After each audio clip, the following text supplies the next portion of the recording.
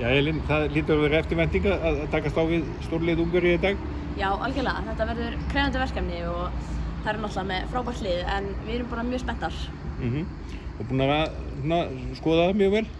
Já, við erum búin að því og við funda vel og tökum svo annan funda eftir en það er hérna spila mjög hraðan handbolta og keyra hratt þannig að við þurfum svolítið að ná að stjórna tempóinu á leiknum. Og gæta sín að tapa sem fæstum boltum?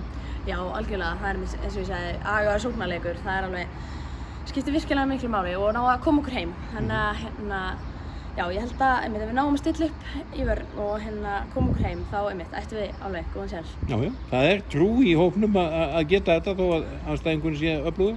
Algjörlega, það þýðir ekkert annað en að mæta bara fullar af trú og það er ríkjandi Evrópumeistarar þannig að kannski pressan frekar á þeim en við erum bara spenntar fyrir þessu.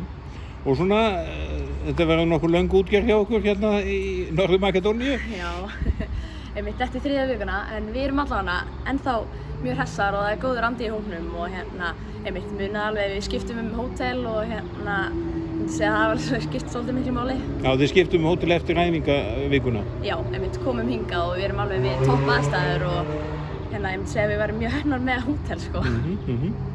Þannig að það er bara áfram að spila vel og ná góðum árangri. Þetta er náttúrulega svona sögulegur árangur sjálfum sér hvernig sem allt fer. Já, algjörlega. Við bara höfum gaman að þessu og mætum á fullu, fullar á trú og gerum okkar besta.